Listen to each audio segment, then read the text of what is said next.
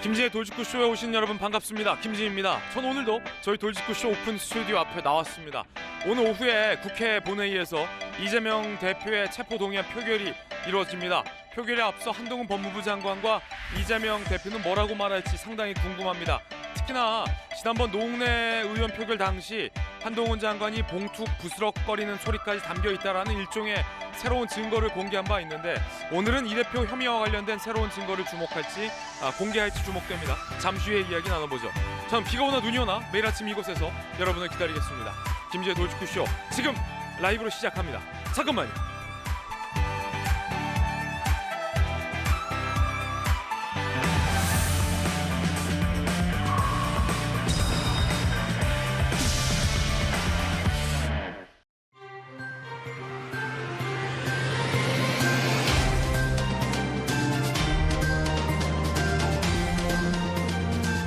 신문 읽어준 남자입니다. 오늘 민주당 이재명 대표는 운명의 말을 맞이합니다. 물론 부결될 걸로 강하게 예상하고 있지만 민주당의 비공개 의총에서 부결이 되더라고 당대표직에서 물러나라 라는 압박도 있었으니만큼 상당히 향후 정치적 여파가 궁금해집니다. 오늘 조간신문 어떤 뉴스 보도되고 있는지 저와 함께 하시죠. 4가지 키워드 준비되어 있습니다. 먼저 첫 번째 키워드부터 공개하겠습니다. 첫 번째 키워드는 이겁니다. 검증. 오늘 동아일보 1면뿐만 아니라 많은 조간신문들이 1면에서 지적하고 있습니다. 용산의 인사검증 문제는 없는가? 잘못된 건 아니냐? 더 적나라하게 어디 나사 하나 빠진 거 아니냐? 이런 지적입니다. 동아일보 1면입니다. 5년 전, 불과 5년 전에 언론 보도가 돼서 알려졌던 자녀의 학폭도 못 걸러낸 인사검증이다. 많은 조간신문들, 언론들이 비판하고 있습니다. 정순신 국수본부장이 하루 만에 자진 사퇴했죠. 정확하게는 임명을 취소한 거겠죠. 대통령실에서는 인사검증에 구멍이 있었다라는 사실을 인정했습니다. 보완하겠다라고도 했습니다. 그런데 그 내용을 보면 자녀의 학교 폭력 때문에 이 아버지가 나선 사건입니다. 상당히 젊은 층에 공분이 일고 있습니다. 대통령실에서는 후보자가 아니오라고 체크해서 한계가 있었다라고 얘기를 하고 있습니다만 계속해서 향후에도 후보자가 부인하면 검증 안 하겠다느냐라는 비판에는 할 말을 잃은 듯 해보입니다. 특히나 해당 자녀의 학교 폭력과 관련된 판결문 내용을 보면 상당히 논란입니다. 학교 폭력의 수위, 특히 피해 학생이 극단적 선택까지 실제 고려했었던 만큼 사안이 가볍지 않습니다. 왜 몰랐던 걸까요? 아니면 눈 감았던 걸까요? 이어서 두 번째 키워드입니다. 표결. 한국일보 6면입니다. 오늘 중요한 표결 있죠? 이재명의 운명의 날. 한동훈 국회에서 새 증거 공개 주목.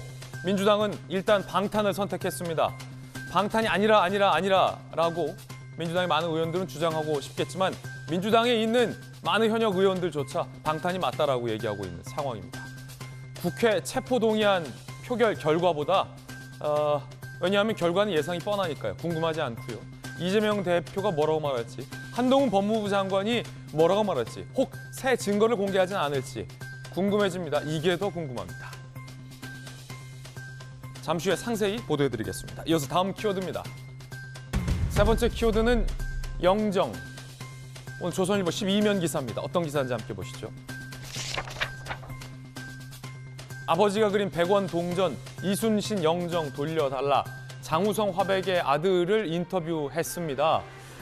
친일 몰이로 부당한 대우를 받았다. 장우성 화백의 아들은 억울해했습니다. 국가를 상대로 소송을 한 계기에 대해서 이렇게 밝힌 겁니다. 일제시대에 조선미술 전남회는 어쩔 수 없는 화가로 입문하는 통로였다라는 항변도 오늘 아침 들을 만한 기사입니다. 이어서 다음 키워드입니다. 네 번째 키워드, 스카. 얼핏 들으면 좀 생소한 말입니다. 스카, 일본 말인가 러시아 말인가 궁금해하실 텐데요. 그게 아니라 준말입니다. 한겨레 신문입니다. 스터디 카페의 준말을 스카라고 한다고 하죠. 대법에서 이 스카는 독서실이 아니다. 시민단체는 학원법 사각지대다라고 반발을 했습니다. 학원법 규제 뜨거운 감자 첫 판결이 나온 겁니다. 학원법 위반이다라는 벌금형을 대법원이 깼습니다. 원심을 깬 겁니다. 학습의 목적, 이용 실태를 고려해야 한다라고 얘기했습니다. 하지만 시민단체에서는 사실상 독서 시사라는 비판도 내놓고 있습니다. 스카와 관련된 대법 판결이었습니다. 지금까지 신문 읽어주는 남자였습니다. 월요일 아침 함께하신 분들 소개해드리겠습니다. 언론인 출신, 기자 출신의 한신대 김수경 교수, 그리고 비대위원 출신의 국민의힘 김연아 의원 나오셨습니다. 부산에서 강한 민주당 전재수 의원, 그리고 법전 들고 나온 정혁진 대표 변호사 나오셨습니다. 어서 오세요.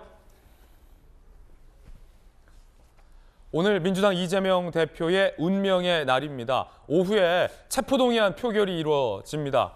과연 이재명 대표는 표결에 앞서 뭐라고 항변할까요? 한동훈 법무장관은 표결에 앞서 뭐라고 강조할까요? 첫 번째 이야기의 주제를 공개하겠습니다.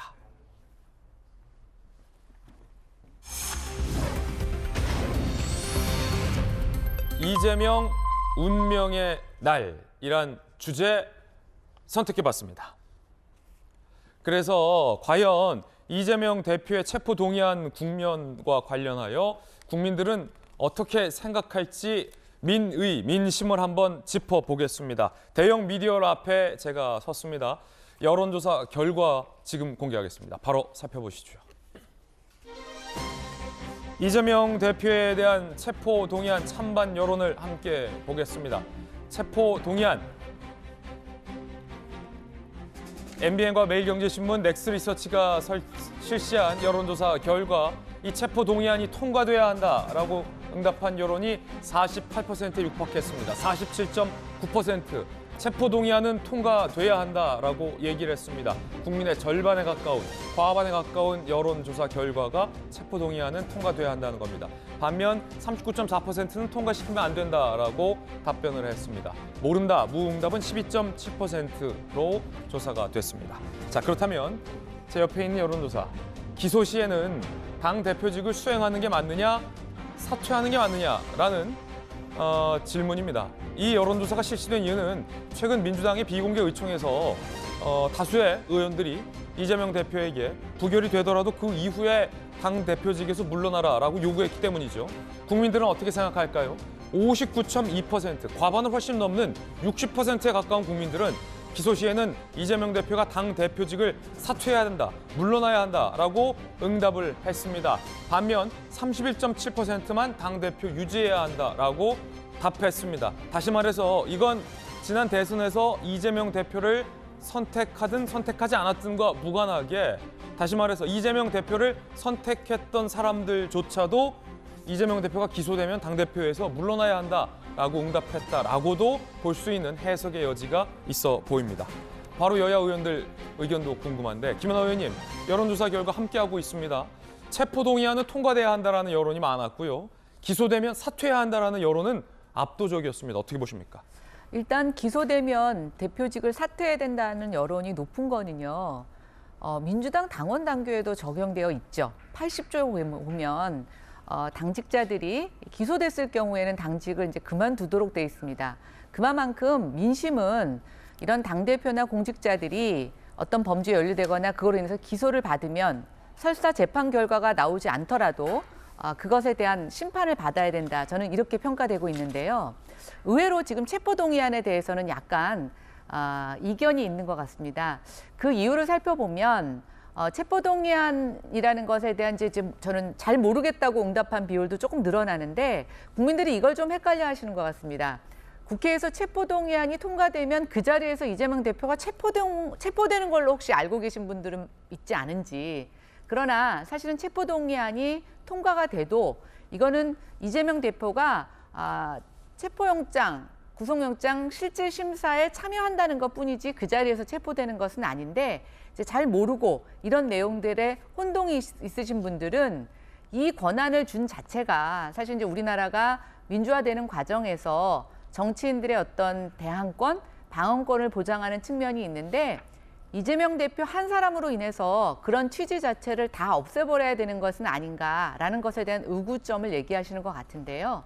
뭐가 됐든 지금 이재명 대표를 둘러싼 체포 동의안에 대한 찬반 여론을 보면 사실은 압도적으로 찬성 여론이 많다라는 것을 확인하는 여론조사였습니다. 그렇군요. 체포동의안은 통과돼야 한다가 한 48%가량, 그리고 기소 시에는 당대표직에서 사퇴해야 한다라는 여론이 상당히 높았습니다. 59.2%가 당대표직에서 사퇴해야 한다라고 밝혔습니다. 민주당의 전재수 의원님, 이게 물론 뭐 몇몇 여론조사에 불과하다라고도 폄하할 수 있을지 모르겠습니다만 민심과 민주당의 선택이 반대로 가고 있다라는 비판에 대해서는 어떻게 보십니까? 네, 뭐 여러 여론조사가 이제 발표가 되고 있는데 좀 뭐 차이는 조금씩 있긴 한데 전반적으로 아마 이게 체포 동의안과 관련해서는 이제 찬성 여론이 조금 더 높은 것은 사실인 것 같습니다. 근데 그동안 이제 검찰이 사실은 언론 플레이를 한 것에 비하면 48대 40 정도 되는 거 아니겠습니까?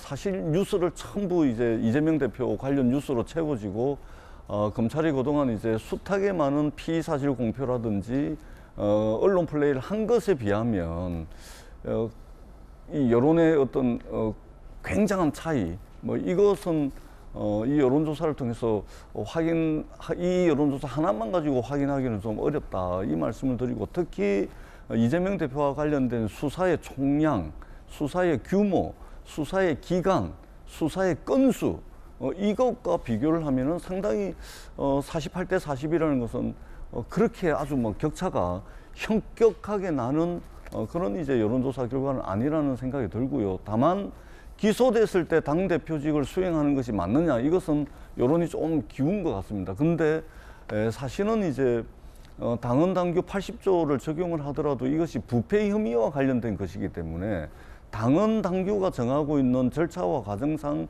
당대표직을 내려놓을 수 있는 당헌 당규상 규정은 없습니다. 그렇기 때문에 이재명 대표 본인의 이제 결정에 오롯이 따라야 되는 상황이기 때문에 저 부분은 추후에 오늘 이제 부결이 되고 난 뒤에 아마 여러 가지 고민이 있을 것으로 그렇게 보여집니다. 최근 이재명 대표의 이제 기자회견과 관련된 답변을 보면 부결 이후에도 당 대표직에서 물러날 것이냐란 질문에 단호하게 선을 그은 바도 있습니다. 민주당의 선택이 국민의 민심과는 다른 방향으로 가고 있다라는 분석들이 나오고 있습니다. 또 다른 여론조사도 준비돼 있습니다. 이번에 한국갤럽이 실시한 여론조사 결과입니다. 이재명 대표의 수사와 불체포 특권에 대한 국민 인식 조사입니다. 먼저 첫 번째 여론조사 결과 함께 보시죠. 구속 수사에 대한 생각 49%, 과반에 가까운 49%가 구속 수사에 찬성한다라고 밝혔습니다. 이 말은 체포 동의안이 통과돼야 한다라는 앞선 여론조사보다 한 발 더 나아간 조사라고도 볼 수 있습니다. 체포 동의안이 통과돼도 바로 구속 수사가 되는 건 아니기 때문에 법원의 영장실질심사를 거쳐야 합니다. 하지만 이 여론조사는 구속 수사가 찬성이다. 국민 과반에 가까운 49%가 구속돼야 한다라고 응답했다라는 점이 앞선 여론조사와는 조금의 차이가 있습니다. 반면 구속 수사는 반대한다. 구속이 되면 안 된다라는 여론은 41%였습니다. 이재명 대표는 아시다시피 대선 때 나같이 청렴한 깨끗한 정치인은 불체포 특권이 필요 없다라고 수차례 강조한 바 있습니다. 그런데 최근 말을 바꿨죠. 과연 이 불체포 특권에 대해서는 국민들이 어떻게 응답할까요? 최근 민주당 지도부는 강도, 오랑캐라는 얘기까지 쓰면서 이번 경우는 예외적으로 불체포 특권이 필요하다라고 강조한 바 있습니다. 하지만 국민들의 생각은 달랐습니다. 성역 없는 수사를 위해 불체포 특권은 폐지해야 한다라고 57% 대다수의 국민들이 답변을 했습니다. 반면 정치 탄압 방어를 위해 민주당 지도부가 밝혔던 그 이유를 위해 불체포 특권은 행사돼야 한다, 유지돼야 한다는 27%밖에 없었습니다. 김수영 교수님, 사실은 한국갤럽 여론조사이긴 합니다만 다른 여론조사도 결과는 비슷비슷한 결과들이 많은데 사실 민주당 지도부가 밝혔던, 아니 이재명 대표 본인이 밝혔던 강도, 오랑캐가 국경을 넘어오기 때문에 대선 때는 내가 불체포 특권이 필요 없다라고 얘기했지만 지금은 말을 탄 오랑캐가 말을 타지 않습니까 주로.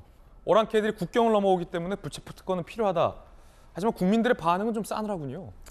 그렇죠. 사실 지금 국회의원 불체포 특권에 대해서는 굉장히 부정적인 여론이 높은 편이잖아요. 그러니까 아까 전에 검찰이 그렇게 언론 플레이를 했음에도 불구하고 체포동의안 가결 부결에 대한 차이는 그렇게 크지 않다고 하셨는데 저는 역으로 그렇기 때문에 이재명 대표 민주당의 언론 플레이가 굉장히 먹혔구나라는 생각이 들어요. 사실 이게 체포동의안을 가결할 거냐 부결할 거냐 구속을 해야 되냐 말아야 되냐를 여론으로 심판할 수 있는 문제 아니라고 생각하거든요. 사실 일반인이 이 정도의 혐의를 갖고 있었다면 당연히 구속 수사가 되었을 거예요. 그럼에도 불구하고 이거를 국민의 의견에 따라서 정할 수 있는 문제는 아닙니다. 만약에 여론조사에서 구속하면 안 된다가 압도적으로 나왔다고 해서 그러면 구속하지 않아야 될까요? 일반인의 형평성과 비교해 봤을 때 이재명 대표는 지금 굉장한 특권을 누리고 있거든요. 그렇기 때문에 그렇게 많은 차이가 나오지 않았다라는 건 어쩌면 민주당이 그만큼 언론 플레이를 잘했다. 저는 그런 생각이 들고요.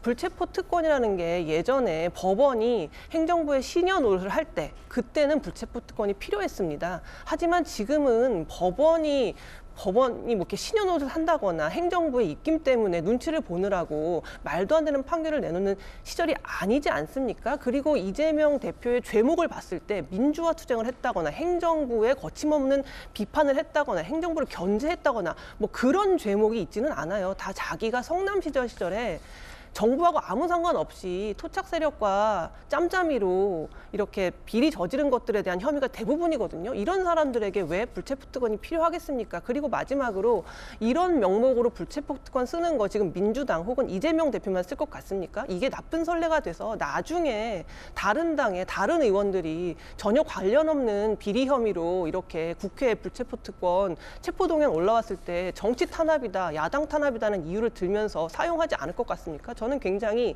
나쁜 선례를 만드는 일이다. 지금 웬만하면 부결될 것 같은데 부결된다면 굉장히 좋지 않은 선례로 남을 것이다. 저는 그렇게 생각합니다.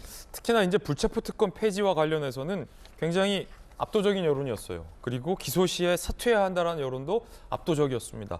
59.2%가 기소 시에는 당대표에서 물러나라. 57%가 불체포 특권은 내려놔라라고 여론조사상 응답을 했습니다. 특히나 앞서 제가 언급했던 이 오랑캐 비유까지 이재명 대표가 들었는데 이 정혁진 변호사님, 네네. 오랑캐 때문에 불체포 특권이 필요하다라는 이재명 대표의 그 주장은 이 여론조사 상에서는 전혀 먹히지가 않은 걸로 봐야 되나요? 그럼? 그러니까 오랑캐가 굉장히 뜬금없는 이야기잖아요. 왜냐하면 지금 너무 21세기야. 그다음에 이제 오랑캐라고 하면은 남쪽에서 이렇게 우리나라 침공해 오는 사람들은 왜구라고 했고요. 왜구. 그다음에 이제 북쪽에서 뭐 중국이나 그런 쪽에서 가장 최근에 오랑캐는 누구였냐면요. 1.4후 때 우리나라 쳐들어왔던 중공군이었어요. 예. 근데 어떻게 그런 그 대중관계도 생각을 안 하시는 것 같다. 뭐 일단 그런 생각도 좀 들고. 농담 반 진담 반으로. 그다음에 이제 오늘은 제가 봤을 때 뭐 안 봐도 비디오예요. 어떻게 될 거냐면은 한동훈 장관은 혐의하고 증거에 대해서 따박따박 그러니까 국민들 다 알지 않습니까? 그 말투대로 아마 따박따박 혐의는 이렇고 거기에 따른 증거는 이렇습니다. 이렇게 이야기할 거고요. 예. 제 생각에 옆에 이제 전재수 의원님은 안 그러실 것 같은데 야당 쪽에서 막 야유 같은 거 하지 않겠습니까? 그래서 예. 막 그 소리 잘 안 들리게끔.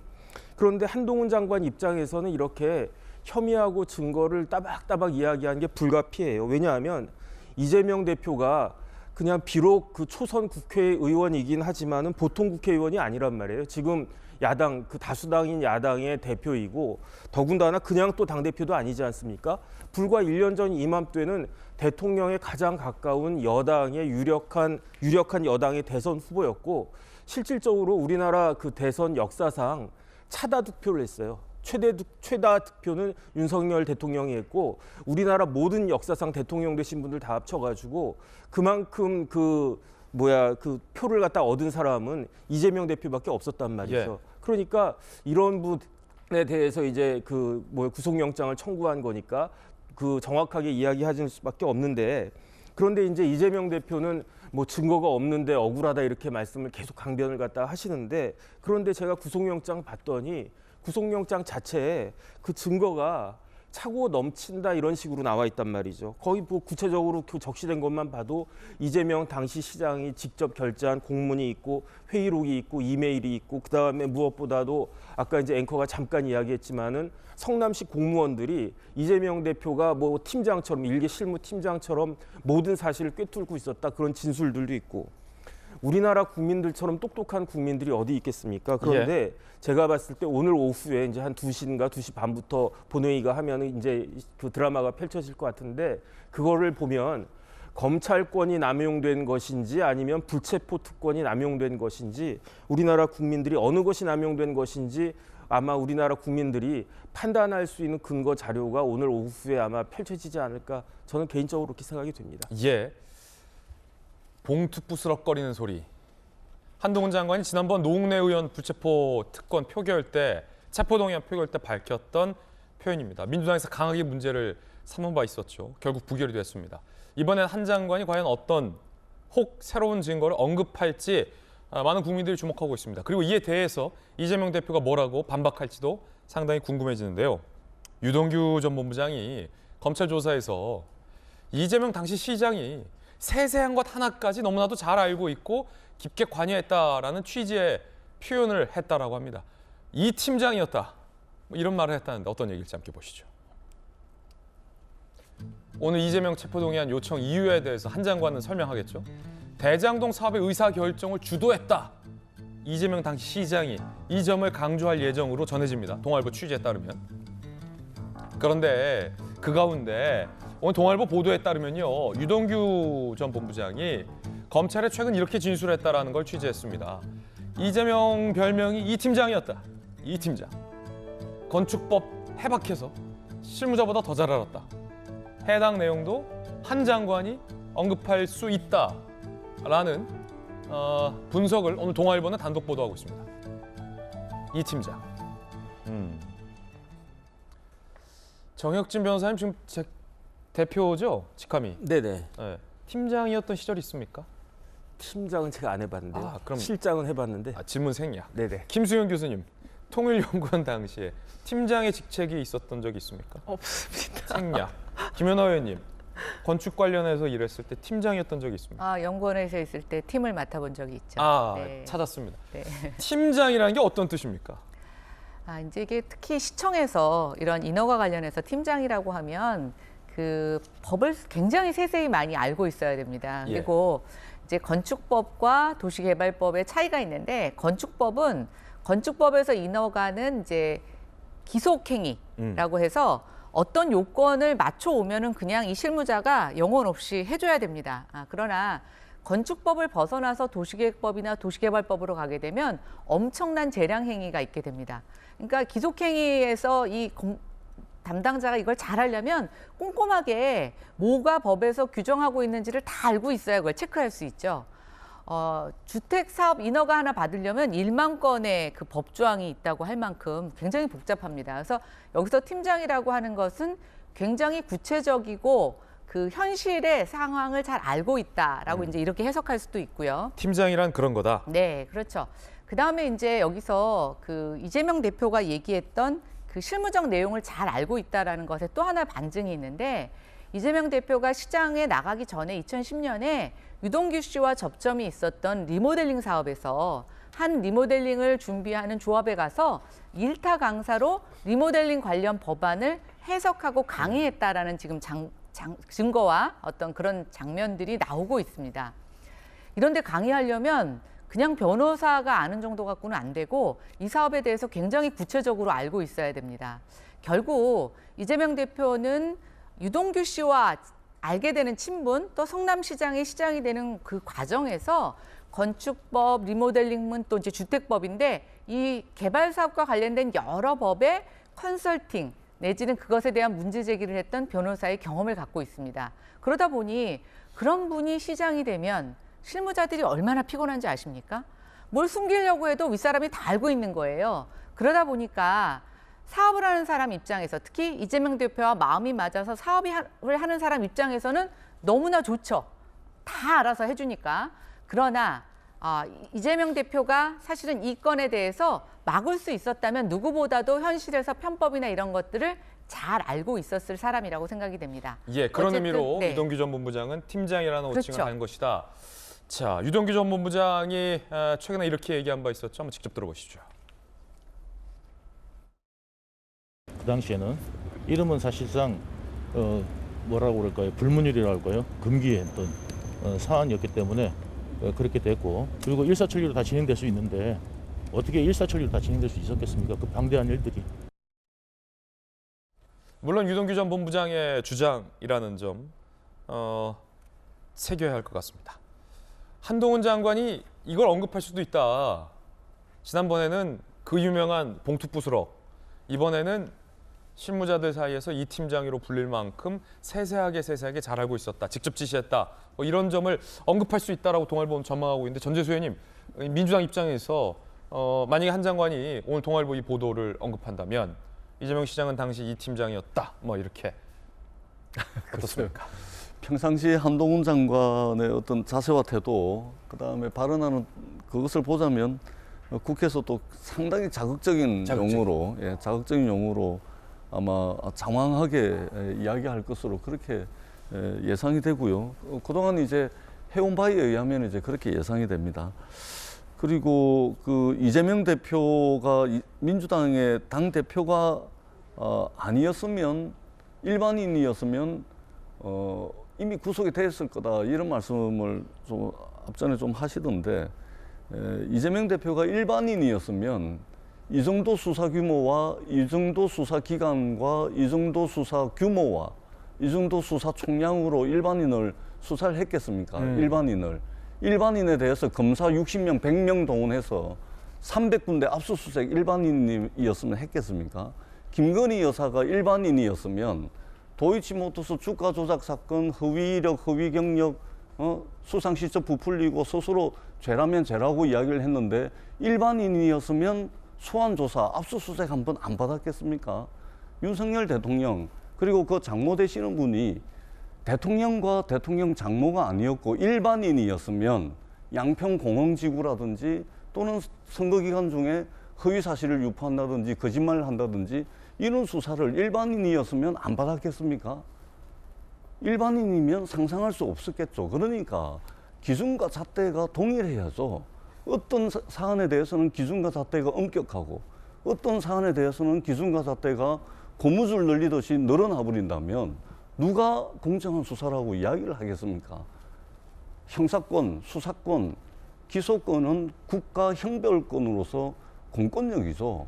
공권력이 공정하게 행사되고 있다라고 국민들께서 생각을 하시려면 같은 기준과 잣대로 엄격하게 적용이 돼야 된다, 이 말씀을 드리고요. 유동규 씨 저렇게 이제 유튜브 말씀을 하시는데 유튜브에서 하실 것이 아니고 법원에 가서 하셔야죠. 재판받고 있는 당사자 아닙니까? 검찰에 가서 하셔야죠. 재판받는 피의자입니다. 그렇기 때문에 저는 지금 이제 이 나오고 있는 이 부분들이 우리가 조금 비판을 하더라도 예단하고 단정 짓고 또는 과하게 그렇게 하는 게 아니다, 이 말씀을 드리고, 그런 것들은 결국은 자신에게 돌아온다, 이 말씀을 드리도록 하겠습니다. 예, 아마 이 팀장 발언은 유튜브가 아니라 검찰에서 진술을 한 걸로 저희가 또 취재를 했습니다. 굉장히 자극적인 이야기를 한 장관은 언급할 것이다. 전재수 의원이 이렇게 예상했고요. 한동훈 장관이 최근 이재명 대표의 뭐 강도, 오랑캐 발언 등의 굉장히 깡패, 형 검찰과 정부를 비판하는 발언에 대해서 한동훈 장관이 최근 잘 들었는데 그 말씀은 판사 앞에 가서 하시라라고 꼬집은 바 있죠. 이에 대해서 이재명 대표는 어떤 반응을 했을까요? 들어보시죠. 한동훈 장관이 대통령 기자회견한 거 보고 그러면 판사 앞에 가서 말씀을 하시라, 특검제 시키라, 이렇게 좀 발언을 하셨어요. 제가 그분 얘기에 무슨 말을 하겠습니까? 그분의 의견일 뿐이니까 그분 의견은 그분한테 들으십시오. 무슨 얘기를 하겠냐? 그분한테 들어라 라고 대꾸하지 않는 걸 이재명 대표는 선택을 했습니다. 오늘 민주당은 어떻게 할까요? 부결이 강하게 예상됩니다. 조정식 사무총장 이야기 준비되어 있는데 들어보시죠. 박정희와 전두환 독재 정권에 의한 김대중 죽이기 21세기에 재현되고 있습니다. 검찰의 정치영장을 압도적으로 부결시킬 것입니다. 정적 제거를 위한 야당 탄압, 정치 탄압, 이기 때문에 당원 80조 그 사망에 의해서 이건 해당되지가 않습니다. 민주당의 사무총장은 당원 80조를 논의조차 하지 않겠다라고 선을 그었습니다. 박용진 의원 등은 강하게 이에 대해서 반발할 걸로 예상이 됩니다. 당원 80조 논의조차 안 될 것에 대한 민주당 내의 이견도 분분할 듯 합니다. 정의당은 입장이 민주당과 전혀 다릅니다.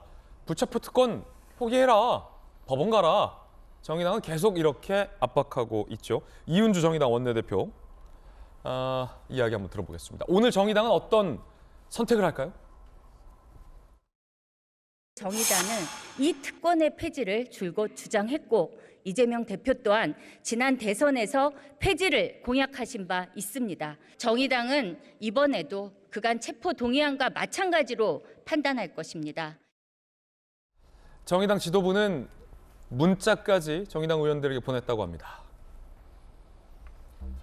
체포동의안 부결 협조, 불체포 특권 폐지, 당론에 입각해 표결에 임할 예정이다 라고 문자를 보내며 체포동의안 통과, 가결을 강조했다라고 합니다. 국민의힘도 27일 표결을 당부하며 참석령을 의원 114명에게 보냈다라고 합니다. 근데 뭐 현재 스코어상 보면 정의당과 국민의힘이 모두 다 가결, 찬성 투표를 던져도 민주당이 다 부결을 시키면 부결이 됩니다. 민주당 내부에서 소위 반란표가 꽤 나와줘야 가결의 정족수가 탄생을 하게 되는데 현재로서는 굉장히 어려워 보입니다. 그 이후의 문제가 오히려 더 논란일 텐데요. 앞으로 부결이 되더라도 당대표직에서는 물러나야 한다. 앞서 우리가 여론조사 보셨듯이 부결이 되고 기소가 되면 당대표에서 물러나야 한다라는 여론은 59.2%, 60%에 가까웠습니다. 안 그래도 민주당은 불체포 특권은 폐지돼야 한다는 한국갤럽 57% 국민의 여론을 거스르며 부결을 시킬 것으로 보이는데 그 이후에 60%에 가까운 사퇴해야 한다라는 국민의 여론을 또 한 번 거스를 수 있을지에 대해서 아마 당내에서도 많은 논란이 될 걸로 보입니다. 정익주 변호사님, 네네. 민주당의 최근 비공개 의총에서 설훈 의원 등등이 뭐 비단 비명계 의원이 아니더라도 이번은 부결이 되겠지만 부결 이후에 이재명 대표가 스스로 당대표직에서 물러나야 된다. 거취를 정하라라는 여론도 있었는데 마침 아까 봤던 여론조사에서는 당대표 물러나라가 60%예요. 불체포 특권은 폐지돼야 한다가 57%였는데 네. 이렇게 되면 이재명 대표는 앞서 기자회견에서 당대표 안 물러나겠다라고 밝혔거든요. 그러면 57% 불체포 특권 내려놓으라는 국민 여론과 반대로 한번 역행을 하는데 부결이 된다면 그러면 60%에 가까운 당대표 물러나라 한다는 걸 또 한 번 역행을 하게 되면 총선을 앞두고 굉장히 많은 부담을 민주당이 지키지 않겠습니까? 일단 제 생각에는요. 노웅래 의원하고는 틀려요. 노웅래 의원은 이제 부결로 끝이었거든요. 왜냐하면 뭐 더 이상 나올 게 없었으니까. 그래서 만약에 이재명 대표가 뭐 부스럭부스럭 이걸 따라하지 않았으면은 사람들이 노웅래 부동의했다라고 하는 걸 뭐 이렇게 많이 기억도 못했을 거라고요. 하지만은 이재명 대표 같은 경우는 제가 봤을 때 완전히 틀려요. 왜냐하면 이번 그 부동의 그 불체포 특결 그 부결로 끝나는 게 아니거든요. 첫 번째로 공판이 쭈르륵 나와 있어요. 이제 그 당장 그 공직선거법 위반 관련돼 가지고 3월 달에 재판을 뭐 3번 하느니 4번 하느니 그 이야기 있지 않습니까? 한 달에 3-4번. 한 달에 3-4번. 이거는 그 약과고요. 그다음에 만약에 요거 이제 그 구속영장 부결된 다음에 그 불체포 그 부결된 다음에 검찰이 기소를 하면 뭐 이제 마찬가지로 공판 준비 기일 거쳐 가지고 늦어도 5월이나 6월부터는 이거 공판 시작이 될 거거든요. 그러면은 이거는 일주일에 한 번이 아니고 제가 봤을 때 최소한 일주일에 2번씩은 갈 것 같고 그다음에 더 중요한 건 뭐냐면요.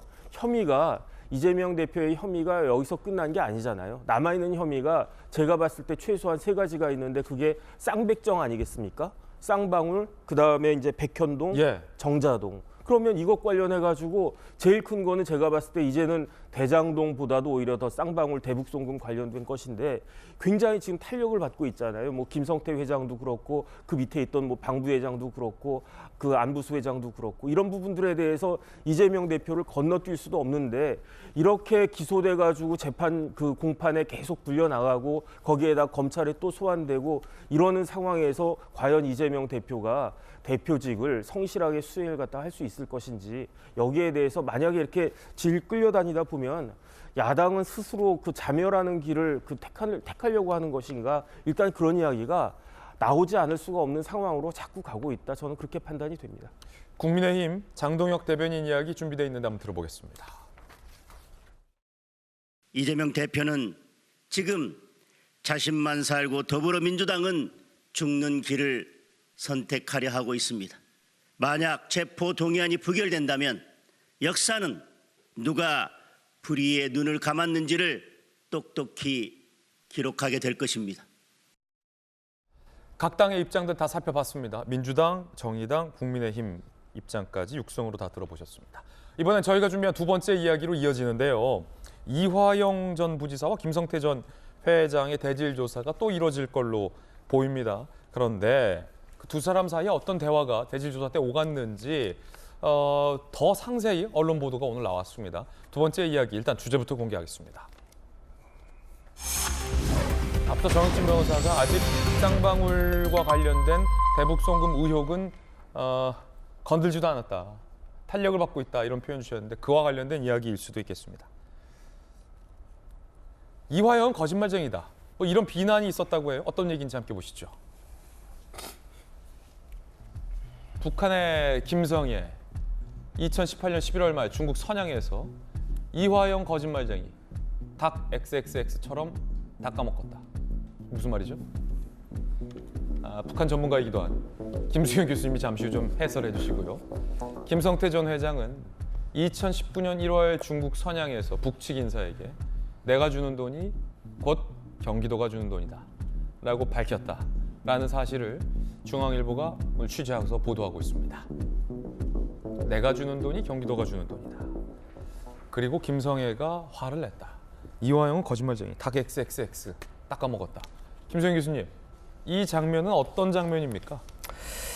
그러니까 이제 그 북한의 원래는 경기도에서 스마트팜 사업 비용을 대기로 했었는데 그게 경기도 의회에서 브레이크가 걸리면서 돈이 못 가게 생겼잖아요. 그러니까 북측 인사 입장에서는 난감했겠죠. 당연히 돈이 오는 걸로 생각을 하고 있었는데 돈이 안 오게 됐으니까 지금 당장 내 목이 달아나게 생긴 거죠. 그렇다 보니까 굉장히 길길이 화를 내면서 경기도 측에 이제 항의를 했더니 김성태가 어쨌든 그 문제를 수습해 준 거죠. 내가 대신 돈을 내줄게. 그리고 내 돈은 사실 경기도 돈이나 마찬가지니까 내가 돈을 줄 테니까 화를 풀어라. 이제 이런 장면이 이제 연출됐던 건데요. 지금 계속해서 이제 이화영 부지사는 김성태 전 회장에게 존댓말을 하면서 모르는 사람인 것처럼 이 사업을 전혀 몰랐던 것처럼 하고 있지만 지금 김성태 회장이 내어놓고 있는 모든 설명들은 이게 굉장히 경기도와 밀접한 관계 속에서 이루어진 것이고 그 중심에는 이화영 부지사라는 사람이 있는 것이고 당시에 경기도지사는 이재명이었기 때문에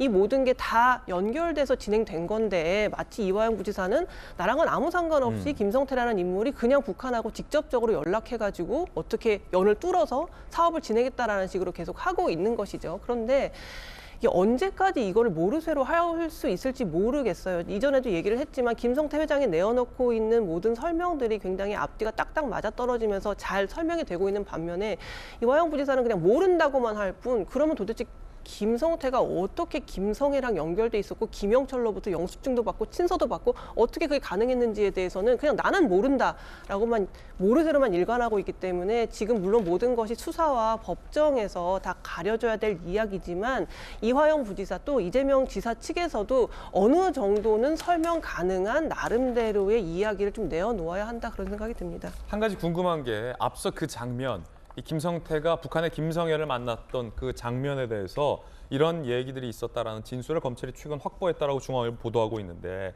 이 장면을 다시 한번 좀 놓고 보면요. 김수현 교수님, 지금 이화영 전 부지사의 반박은 김성태가 알아서 북한에 돈 준 거고 나는 몰랐다. 그리고 이게 경기도와 북한이 하기로 했던 스마트팜 사업의 비용 500만 달러를 쌍방울이 대납해 준 거 아니냐라는 의혹과 관련된 일종의 상황이잖아요. 만약에 이 돈이 그 돈이 아니라면 북한의 김성애가 왜 스마트팜 비용을 이화영이 안 주고 있다라는 걸 김성태에게 항의하는지. 김성태와 경기도 안에 아무런 관련이 없다면.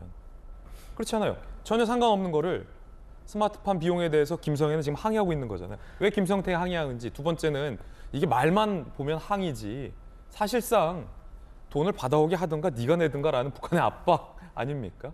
그렇죠. 우리 뭐 그런 얘기도 있었잖아요. 북측에서 형이 해결 못한 걸 아우가 해결했네 이런 얘기도 했다고 하고, 김성태가 만약에 그냥 북한하고 사업을 하고 싶었으면 그냥 돈을 줬겠죠. 스마트팜이니 뭐니 이런 거 상관없이 그냥 뭐 500만 달러를 줬겠죠. 그런데 왜 김성애가 이화영으로부터 돈을 못 받는 걸 왜 김성태에게 불만을 토로하겠습니까? 당연히 경기도 측, 이걸 주관하고 있는 이화영 부지사, 그리고 경기도 측에서 올 돈이 있었는데 그게 안 오네? 그러니까 화가 났겠죠? 그러니까 그 김성태에게 대납해라. 네가 대신이라도 내라. 일단 돈이 와야 내 모가지가 날아가지 않으니 너라도 돈을 내라라고 압박을 한 것이죠. 만약에 김성태가 그냥 사업하고 싶었으면 다른 루트를 뭐 어떻게 뚫어서, 물론 불가능합니다만 다른 루트를 뚫어서 스마트팜과는 아무 상관없이 돈을 줬겠죠. 그러니까 김성애의 저런 발언들, 이화영이 거짓말쟁이다. 지금 나를 속였다. 이런 식의 발언을 김성태한테 했다라는 거는 당연히 이 셋이 긴밀하게 연결되어 있다라고 보는 것이 당연히 상식적입니다만, 워낙에 지금 이재명 지사 측 혹은 이화영 부지사 측은 상식적인 것마저도 지금 굉장히 합리적으로 설명하게 만드는 그런 상황에 우리를 빠뜨리고 있다, 그런 생각이 듭니다. 자, 그런가 하면 지난 22일 오후 3시에 이루어졌던 두 번째 대질 조사 과정에서 오갔던 이야기가 오늘 중앙일보가 상세히 보도하고 있습니다. 함께 보시죠. 자, 첫 번째 1차 대질 신문에는 김성태 전 회장이 웃지 마라, 쳐다보지 마라, 참 많이 울었다, 20년 알고 지냈는데 형이 어떻게 이럴 수 있냐라고 굉장히 감성적인 호소와 토로가 있었다라고 중앙일보 보도하고 있습니다. 2차 대질 조사 때는 어떤 이야기들이 오고 갔을까요? 대북송금은 나라를 위해 결과적으로 한 일 아니냐, 말 못할 게 뭐가 있냐. 검찰 관계자에 따르면 이화영이 1시간 동안 눈만 껌뻑껌뻑하고 있는 게 참기 힘들다라고 김성태 전 회장이 토로했다라는 보도도 오늘 중앙일보는 곁들이고 있습니다. 정혁진 변호사님. 네네. 중앙일보 보도 내용에 따르면 1차 조사 때 이제 김성태의 어떤 버럭은 어떻게 형이 나를 모를 수 있느냐, 모른 척할 수 있느냐라는 어떤 분노의 표출? 2차 조사 때는 조금 뭐랄까 차분해졌다 할까? 설득을 해요. 대북송금 나라 위해 한 건데 말 못할 게 뭐 있냐. 뭐 우리 쌍방울 죽게 생겼다. 뭐 그런 설득 일종의? 그러니까 김 회장 입장에서는 돈 주고 뺨 맞은 꼴이잖아요. 그러니까 대북송금으로 800만 불인지 1000만 불인지 100억 가까운 돈을 갖다 일단 보냈고, 그다음에 개인적으로 지난 20년 동안 이화영 전 부지사에게 돈을 얼마나 많이 줬겠습니까? 그게 이제 다 뇌물죄가 돼가지고 지금 혐의가 돼서 이화영 부지사가 뇌물죄로 이제 처벌을 갖다 받게 된 건데, 2018년에 어떤 일이 있었냐면요. 6월 달에 지방선거가 있었어요. 그때 누가 경기도 지사가 됐느냐? 이재명 지사가 경기도 지사가 됐단 말이에요. 6월 달에 지사가 되자마자 7월 달에 부지사를 갖다가 꼭 그 임명을 하는데, 부지사 이름이 참 희한해요. 다 뭐 정무부지사, 경제부지사 이렇게 되는데 경기도만 평화부지사라고 했어요. 그 평화라고 하는 건 누구나 생각하듯이 이건 북한 관련돼 있구나. 경기도가 북한하고 접경 지역이니까. 그런데 이화영 부지사가 7월 달에 임명되자마자 10월 달에 당장 어딜 가냐면 북한을 가요. 북한 가가지고 누구를 만나냐면 김영철이라고 조선아태위 위원장 만나가지고 그때 스마트팜 이야기를 한다고요. 스마트팜 500만 불 경기도가 지원하겠다. 10월 달에 이야기를 갖다 딱 하니까 북한에서는 야 이게 웬 떡이냐, 50만 불이면 가뜩이나 이제 북한 제재 중에 있어가지고 아주 그냥 빠듯빠듯한데 그래가지고 500만 불 준다니까 좋다고 그래가지고 뭐 군인이나 뭐나 해가지고 준비를 다 해놨단 말이에요. 그런데 제가 봤을 때 이화영 부지사가 이게 이제 경기도가 500만 불 못 준다라고 이야기를 갖다가 그 딱 알게 되니까 경기도 의회나 이 사람이 아주 그냥 겁이 나거나 아주 그냥 난감한 그거였던 것 같아요. 그러니까 그때 김성애가 뭐라고 그랬냐면 이화영 부지사 그 사람 연락도 안 받고 우리는 북한에 살 거 다 했는데 그러니까 닭 뭐뭐뭐 제가 봤을 때 닭도둑놈 같은 생각이 들긴 드는데 딱 까먹었다 이렇게 딱 이야기를 갖다 하니까 근데 그 이야기를 누구한테 했냐면요. 김성태 전 회장이 2018년 11월 달에 중국의 선양에 가가지고 김성애를 만났거든요. 김성애가 김성태 회장한테 이화영 부지사 전화도 안 되고 막 이렇게 욕을 갖다 한 거죠. 그러니까 김성태 회장 입장에서는 11월 달에 한국 오자마자 누굴 만났겠습니까? 이화영 부지사 만난 거예요. 그래가지고 김성애가 이렇게 막 이야기하던데 그러니까 난감해진 이화영 부지사가 김성태 회장한테 그 쌍방울에서 좀 대납을 갖다가 해달라. 그 이야기를 듣고 그 다음 달 12월 달에 김성태 회장이 안부수 회장 데리고 어딜 가냐면 중국의 단동을 가요. 거기 단동 가가지고 그 북한의 이호남이라는 사람 만나가지고 내가 주겠다. 쌍방울이 주는 돈은 경기도가 주는 돈이다. 이렇게 지금 다 진술하고 있는 거 아니겠습니까? 그리고 난 다음에 그 다음 달인 1월 달에 2019년 1월에 그 가가지고 200만 불 보내주고 4월에 가가지고 300만 불 보내주고 그렇게 500만 불을 갖다 딱 보내줬는데 그렇게 그 다음에 돈도 뭐 쉽게 뭐 계좌이체 해가지고 200만 불, 300만 불 보낸 게 아니잖아요. 직원들 다 동원해가지고 뭐 십시일반해서 어떤 사람은 뭐 5만 불, 어떤 사람 10만 불 이렇게 해가지고 어렵게 현금 만들어가지고 그렇게까지 해줬는데 지금에 와가지고는 그 배제를 갖다 딱 한다고 했는데 이화영 부지사가 자기보다 5살이나 위인 그 형님이 보통 때는 성태야 그랬을 사람이 갑자기 김성태 회장 보고 회장님 뭐 잘 지내십니까? 회장님 어떻게 뭐 어떠십니까? 이런 식으로 이야기를 하니까 그러니까 김성태 회장 같은 사람 입장에서는 어머니 돌아가시고 아버지도 혼자밖에 없고 자기 동생도 지금 깜빵가게 생겼는데 그런데 이제 이화영 부지사라고 한 사람이 저렇게 이야기하니까 속이 터지고 진짜 그러니까 무섭다 정치 무섭다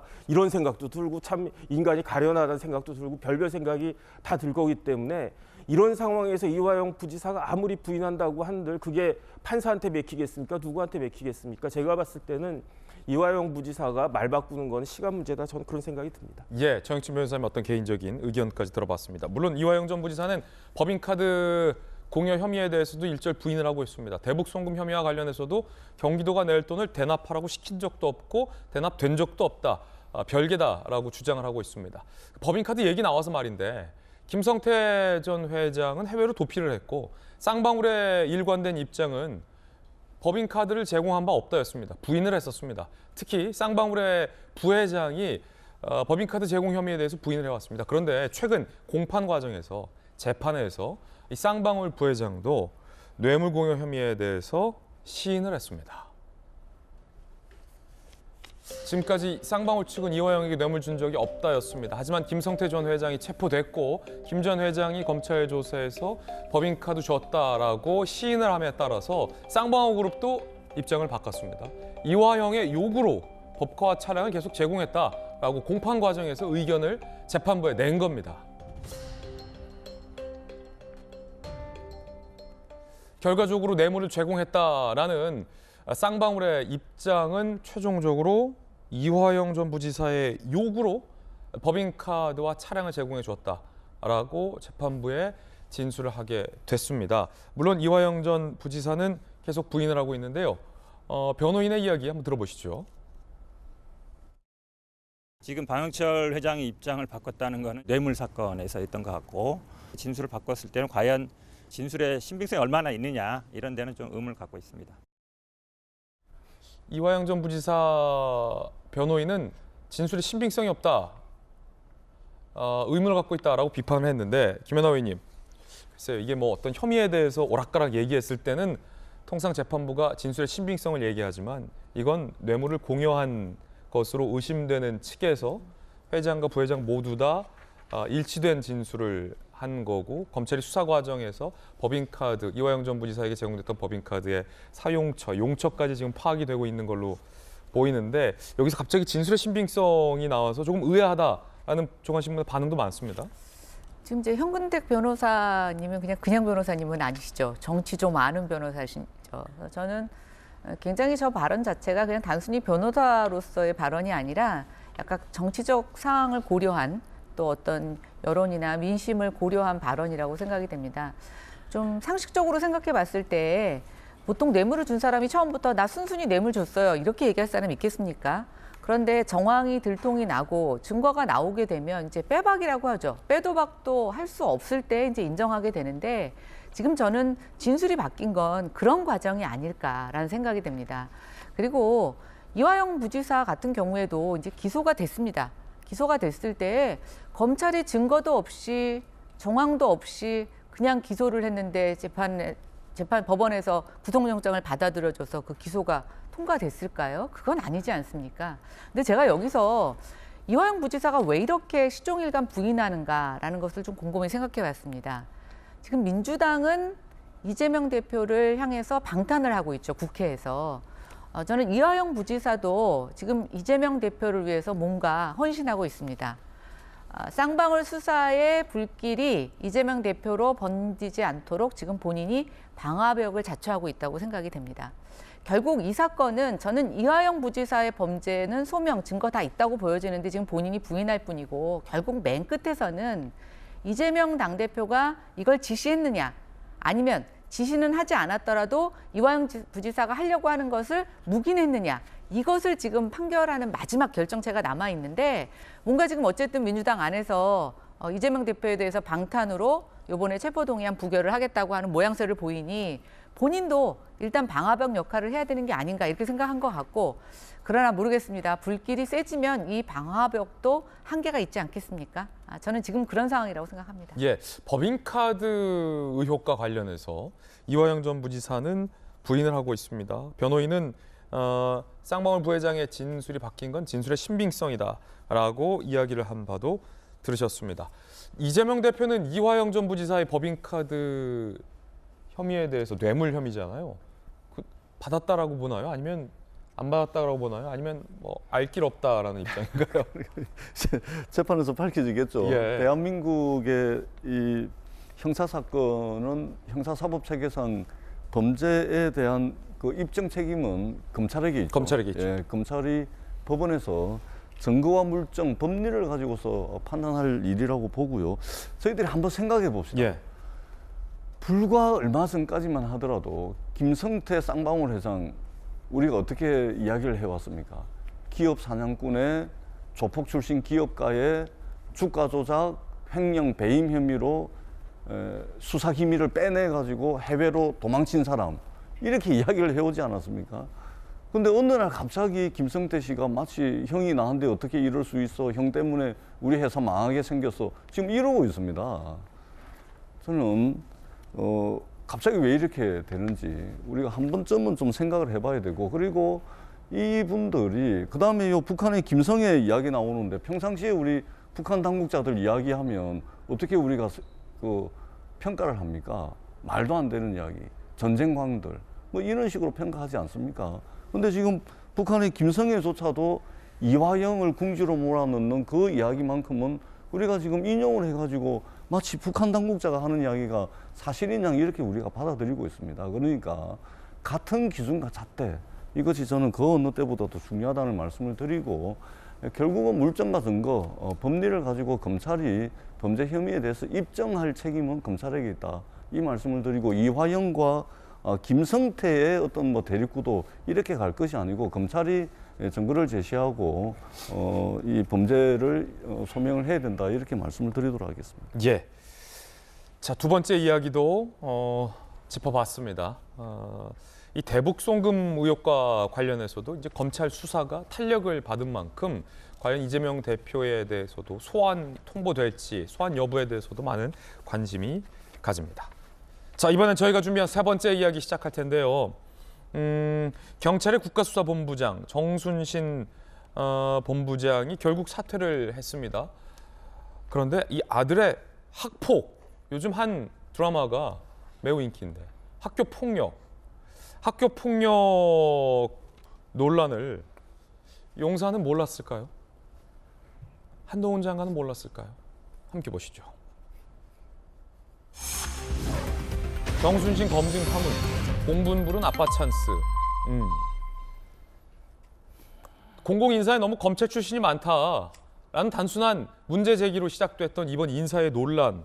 그런데 알고 봤더니 깜짝 놀랄 만한 게 더 있었습니다. 정순신 본부장, 전 본부장이죠 이제.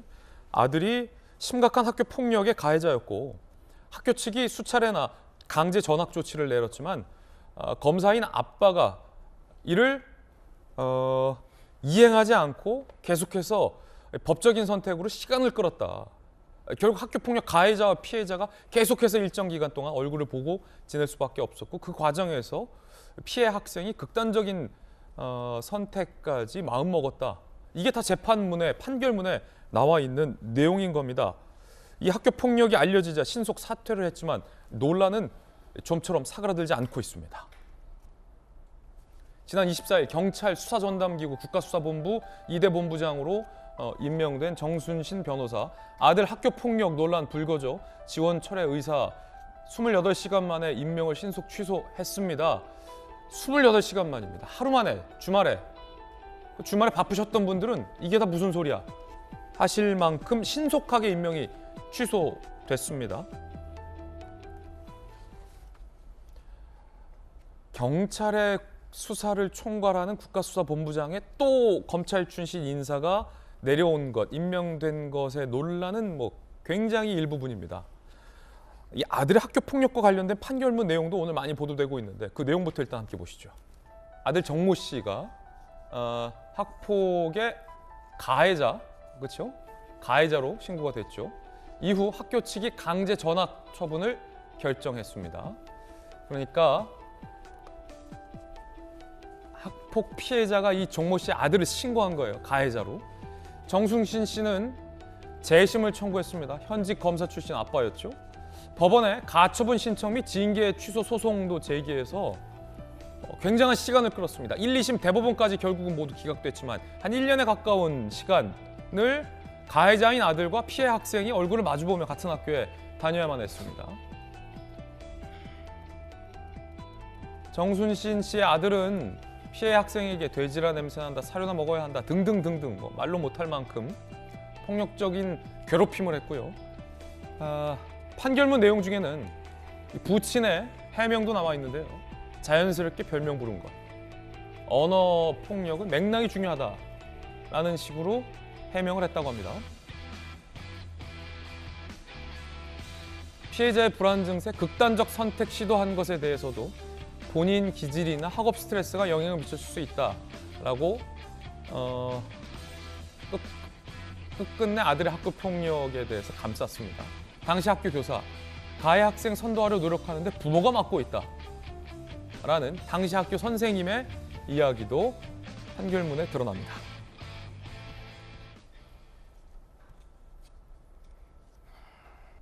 야당은 강력히 비판했습니다. 야당의 비판 들어보시죠. 저는 우리 국민들이 최근 애청했던 더 글로리라고 하는 드라마가 우선 떠올랐습니다. 국민들이 왜 열광했겠습니까? 그런 상식, 정의 이런 거에 저버리는 모습 속에서 공감하는 부분들이 컸겠죠. 한동훈 법무부 장관은 모든 사안에 대해 시시콜콜 입장을 밝히기로 유명합니다. 돈봉투 부스럭거리는 소리까지 들린다고 했습니다. 이 문제도 한동훈 장관이 답해야 합니다. 윤석열 사단이라 눈 감아준 것은 아닙니까? 학폭을 무마시킨 아버지의 법폭입니다. 지금 사의 표명에서 끝날 게 아니라 어쩌다 이런 일이 일어났는지 진상규명에 착수해야 합니다. 김수현 교수님, 요즘 학교 폭력이 정말 사회적인 큰 문제 아닙니까? 더글로리 드라마에서도 결국 학교 폭력을 다뤘는데 학교 폭력 행위를 한 가해 학생들의 행위도 끔찍하지만 지금 여기서는 더 나아간 것 같아요. 아버지가 검사인데 아들의 학교 폭력에 대해서 굉장히 법적인 절차를 많이 밟네요. 그렇죠. 사실 그 학교 폭력이 발생하면은 그 학교 폭력을 이제 판정하는 위원회가 열려서 거기에서 아주 외부 인사들도 와가지고 심도 높게 논의를 합니다. 그 결과 이 아이는 강제 전학을 시켜야 된다라고 생각할 만큼 굉장히 가해의 수준이 높았던 거죠. 그런데 이거에 대해서 불복을 하고 아버지, 그 부부가 법정으로 이걸 가져간 거예요. 그래서 강제 전학의 처분이 부당하다라고 해서 소송을 걸었죠. 그래서 1심, 2심, 3심 모두 아니야. 강제 전학은 타당해. 전학시켜야 해라는 결론이 났던 거예요. 대법원까지도. 그리고 그 판결문을 보면은 가해 학생을 선도하려고 하지만 부모가 막고 있다는 얘기까지 나오는 거거든요. 그러니까 뭐 일각에서는 뭐 아들 잘못을 가지고 아버지까지 영향 주는 거 연좌제냐는 얘기를 하지만 이 아들이 학교 폭력을 처리하는 과정에서 말하자면 아빠 찬스를 쓴 거예요. 부모 백을 동원한 거죠. 아버지가 검찰의 고위직이기 때문에 이거를 법정으로까지 가져가면 잘하면 어쩌면 이길 수 있다라고 생각을 했겠죠. 물론 아이의 앞으로의 입시가 걸려있는 문제이기 때문에 부모의 입장에서도 물론 예민할 수 있었겠습니다만 이렇게 아이의 가해 수준이 위중한데도 불구하고 아이를 반성시키고 정말 잘못하게 혼내고 훈계하지는커녕 이걸 법정으로 가져가서 1년 동안이나 계속해서 이 문제를 결론짓지 못하게 하고 결과적으로 가해 학생과 피해 학생이 한 학교에서 1년 이상 같이 있어야 했고 그 스트레스가 너무 심해서 피해 학생은 자살, 그러니까 극단적 선택을 시도까지 했었던 이런 엄청난 결과들이 있었던 거거든요. 그런데 그 피해자 학생의 극단적 선택에 대해서까지도 그게 우리 아들이 괴롭혀서가 아니라 본인의 기질도 있고 학업 스트레스가 심해서 그런 거 아니겠냐. 이렇게 전혀 뉘우치지 않는 모양새를 보였던 것이 판결문에 다 나와 있습니다. 이렇게 위중한 잘못이 엮여있는 사람을 국수본부장에 앉혔다는 것, 그리고 그것이 제대로 검증이 안 됐다는 것이 상당한 문제라고 생각이 들고, 사실 지금 뭐 법무부 인사관리검증단에서 이거 어떻게 관리를 잘 한 거냐, 검증을 잘 한 거냐의 대답에 대해서 뭐라고 하냐면 우리가 이 사람을 검증했는지조차도 밝힐 수 없다, 이렇게 얘기를 하고 있거든요. 이건 굉장히 부적절하다고 생각해요. 학폭은 정말로 사회적 파장이 엄청나게 큰 사안이거든요. 지난 주말 내내 뭐 학부모들 할 것 없이 엄청 시끄러웠어요. 어떻게 이런 자가 국수본부장에 앉힐 수가 있느냐. 그렇기 때문에 빨리 내려온 건 굉장히 잘한 것이고요. 이 검증 누가 했는지, 왜 이거 안 걸러듣는지에 대해서도 아주 분명하게 따져야 된다고 저는 생각합니다. 자, 사퇴한 정순신 전 본부장의 인식도 문제인데 아들의 학교 폭력에 대해서 인식, 그다음 피해 학생의 어떤 극단적 선택에 대해서도 굉장히 공감을 못하는 모습을 보여주고 있어요. 그럼 개의 기질 때문이다. 이거 아닙니까? 어떻게 국가수사본부장이 경찰의 수사를 총괄해야 되는데 학교 폭력에 대한 이런 인식 갖고 어떻게 수사를 지휘할 수 있겠습니까? 정말 잘못된 인선이고요. 지금이라도 빨리 그만두셔서 국가수사본부장이 되시지 않은 것 정말 다행이라고 생각이 됩니다. 이게 학교폭력이 저도 아이를 키워봤지만 이게 여러 가지 문제점이 있었는데 그중에서도 가장 큰 게 아이들 싸움에 부모가 개입을 하게 되고 거기에 이제 자본이 투입이 돼서 부모가 변호사를 대동할 수 있는 여건이 된다고 하면 이걸 시간을 끌 수 있고, 지금 이 경우는 대학 수학 능력 고사를 보기 전에 그래도 대법원 판결이 났기 때문에 생기부에 그 기록이 됐지만 이게 점점 지연이 되는 경우에는 생기부에 학폭 기록까지 남지 않은 상태에서 대입에 들어가는 경우도 있습니다. 그래서 굉장히 공공연하게 알려진 일종의 부모 찬스였는데요. 뭐 돈 가진 사람이 할 수 있는 거 하는 거라고는 할 수 있지만 적어도 공직을 갖고 있는 사람, 또 국가에서 중요한 일을 하는 사람들은 이런 일에 가담하거나 이런 일에 참여했다면 저는 배제하는 게 맞다고 생각이 됩니다.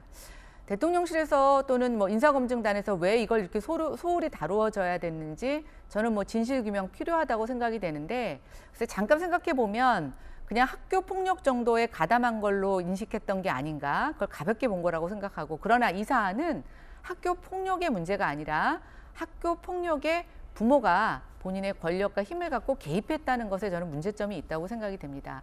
그런데 여기서 한 가지 좀 말씀드리고 싶습니다. 이거 비난받아야 마땅한 일인데요. 민주당이 너무 여기에 열을 올려서 비난에 가세하는 것을 보면서 이재명 대표가 자기 조카, 굉장히 끔찍한 범죄를 저질렀던 조카를 변호하면서 했던 말, 또 지금 이재명 대표가 당대표의 권한을 갖고 여러 가지 수사를 피해가는 이 상황에서 정말 민주당이 보여줘야 되는 모범은 비난 먼저, 당대표를 먼저 내려놓으십시오. 그러고 나서 지금 여당과 또 인사검증에 대해서 비판을 해주십시오. 그래야 변화된다고 생각합니다. 학폭의 가해자인데 정 전 본부장의 아들은 명문대학교에 입학을 했습니다. 이게 어떻게 가능했을까요? 정순신 아들 정씨 전형으로 2020년 명문대 입학했다. 수능만 100% 평가한다. 수시로 입학하지 않았다. 정모 씨의 지인, 전학 조치 후 수시로는 방법 없으니 정시에 집중하겠다는 말을 자주 했다라고 합니다. 대학 관계자, 모든 정시 합격자 학내 징계 여부를 검토한다. 입학 절차상 큰 문제가 없는 정도였을 것이다. 퇴학 요구에 입학 전 사유를 들어 학생 징계 전례한 적은 없다라는 입장입니다. 정익진 변호사님. 네네. 문제가 있는 거 아닙니까? 정시 전형 때는 어느 정도 좀 지금 이 대학 관계자, 해당 대학 관계자가 밝혔던 것처럼 학내 징계 여부가 좀 검토돼야 될 것 같은데 수능 점수만 잘 나왔다고 해서 대한민국에 하나뿐이 없는 이 같은 유명 명문대에 입학을 허가한다는 게 좀 상식적으로 이해는 안 되는데요. 근데 저는 솔직히 말하면 잘 모르겠어요. 예. 제가 애가 둘인데 대학 시험은 5번 쳤거든요. 그런데도 구체적으로 수시가 뭔지 정시가 뭔지 저희 집사람은 잘 아는 것 같은데 저는 너무 헷갈려가지고 잘 모르겠고요. 조국 전 장관도 자녀 교육엔 무관심하다고 했어요. 저는 진짜로 좀 무관심한 편이에요. 사실입니까? 네네. 네. 그런데 저는 사실은 아는 게 병이다라는 생각이 들어요. 왜냐하면 정순신 변호사는 제가 봤을 때 이재명 대표하고 별로 그렇게 다르지가 않아요. 헌법에 뭐가 있냐? 헌법에 이제 불체포 특권도 규정이 되어 있지만 27조 1항에 재판 청구권이라고 하는 게 규정이 되어 있거든요. 어떻게 규정이 되어 있냐면 모든 국민은 헌법과 법률이 정하는 법관에 의해서 법률에 의한 재판을 받을 권리를 가진다 이렇게 돼 있어요. 그러니까 모든 국민이기 때문에 누구나 재판 청구권이 있어요. 가해자도 재판을 갖다가 걸 수 있는 그 권리가 있는 거거든요. 그런데 제가 봤을 때 정순신 변호사는 이제 검사도 오래 하셨고 변호사도 오래 하셨기 때문에 이런 걸 잘 아는 거죠. 그러니까 재판 청구권을 갖다 남용한 거죠. 어떻게 남용을 했느냐? 이제 자기 아들 대학 들어가는데 불이익이 있을 수 있으니까 학폭의 기재가 되는 걸 최대한 시간을 갖다 벌기 위해서 시간 벌기 위해서 제일 그 간단하고 쉬운 게 뭐냐면 변호사들한테는 재판 거는 거거든요. 가처분이나 이제 집행정지 해가지고 그 처분의 효력을 갖다 일단 막아놓고 1심하고 2심하고 그다음 대법원까지 쭉 가가지고 그렇게 해서 실질적으로 시간 버는 거는 사실인 것 같은데 그런데 어떻게 뭐 그거는 이제 우리나라 헌법에 있는 권리니까 이재명 대표처럼 자신의 그 권리를 뭐 쓴다 이거는 어쩔 수가 없는 것 같은데 문제는 이런 인식을 가진 사람이 국가수사본부장이라고 한 자리에 맡겠다는 그 자리에 내가 가보겠다라고 하는 생각을 한 것 자체가 저는 잘못이라고 생각을 하고요. 본인의 그런 생각 자체가 잘못이다. 그다음에 더 중요한 건 뭐냐면 제 꾀에 자기가 빠진 거 아닌가. 왜냐하면 그런 식으로 1심, 2심, 대법원까지 갔기 때문에 뭐가 남습니까? 판결문이 남는 거예요. 그러니까 자기 아들이 학교 폭력을 했다라고 하는 게 우리나라 최고 법원이 대법관들에 의해 가지고 그 도장이 낙인이 딱 찍힌 거죠.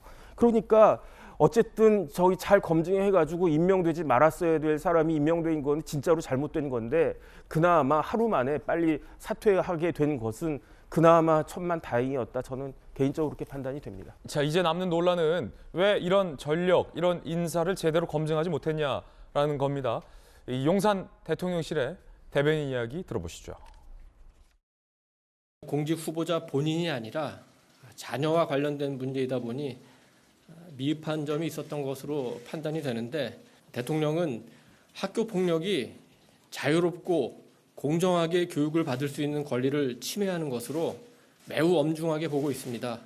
근본 대책을 지금 논의 중에 있습니다. 일단 대통령실의 해명은 이렇습니다. 본인이 이 사실을 숨겼다라는 겁니다. 법무부와 대통령실 1, 2차 검증 약 한 달간 진행됐는데 공직 예비 후보자 사전 질문서 중에는 본인, 배우자 또는 직계 좀비속 관련 민사 행정 소송이 있습니까? 그런데 아니요 라고 허위 기재를 했다. 물론 정순신 전 본부장 쪽에서는 지금 진행 중인 소송이 있느냐라고 이해했다라고 답변할 수는 있겠습니다만 글쎄요. 이 검증의 취지를 생각한다면 허위 기재다라고 보는 쪽이 합당할 것 같습니다. 대통령실 핵심 관계자, 정 변호사가 정확한 정보를 주지 않아서 검증에 한계가 있었다. 이도훈 전 대변인의 조금 전 이야기를 들어봐도 저런 취지의 해명. 하지만 이 같은 소송은 5년 전에 이미 언론에 보도가 됐었다는 겁니다. 5년이면 그리 먼 과거가 아닙니다.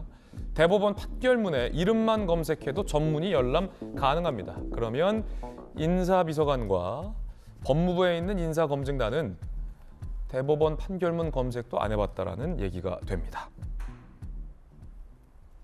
민주당에서는 강하게 비판하고 있는데요. 전주수 의원님, 예. 이걸 어떻게 모를 수가 있을까요? 이 예전 정부에서는 작은 거 하나도 귀신같이 잘 알아내지 않았습니까? 검증 잘하는 팀은. 그러니까 대통령실이 뭐 제대로 파악을 하지 않고 해명을 했거나 아니면 거짓말을 하고 있는 경우인데 이거 저도 이제 이거 해봤거든요. 그런데 이제 인사검증 업무가 인사검증 대상자가 기재를 안 했거나 또는 허위로 써가지고 인사검증하는 조직과 인사를 검증하는 사람이 쏙을 정도면 검증하는 기구를 왜 두죠? 검증하는 사람을 왜 그대로 냅둡니까? 그다음에 인사검증하는 사람은요, 정권이 바뀌더라도 그 프로페셔널한 사람들이기 때문에 그 수장은 인사 뭐 비서관이든 공직기관 비서관은 바뀔 수 있어도 그 인사검증하는 실무자들은 고도의 전문적 영역이기 때문에 그 실무자들은 정권이 누가 바뀌더라도 그 사람들은 그대로 그 인사 업무를 합니다. 그래서 제가 이제 해보면 이게 인사검증 서류 이제 서명을 하고 인사검증 서류 뭐 이게 기재를 전부 다 하거든요. 근데 그것만 가지고서 인사검증을 하는 게 아닙니다. 인사검증 팀이요. 예를 들면은 조사할 수 있는 건 전부 다 조사를 해가지고 나중에 그 인사검증 서류를 보고서 아니 우리가 조사해 보니까 이런 게 있는데 당신 왜 이걸 기재를 안 했습니까? 라고 묻습니다. 오히려 묻습니다. 예, 그럼요. 그리고 또 인사검증 대상자가 너무 오래돼 가지고 기억을 못하는 것도 인사검증팀이 이런 게 있습니다라고 친절하게 안내까지 해주고 그러기 때문에 이게 허위로 썼다 또는 거짓말을 했다. 그렇기 때문에 우리는 검증을 못했다.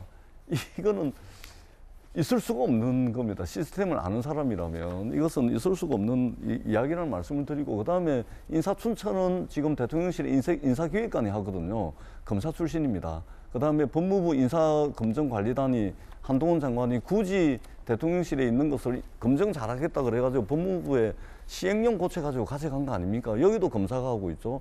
그다음에 최종적으로는 대통령실의 공직기관 비서관실에서 최종적으로 스크린 마무리를 합니다.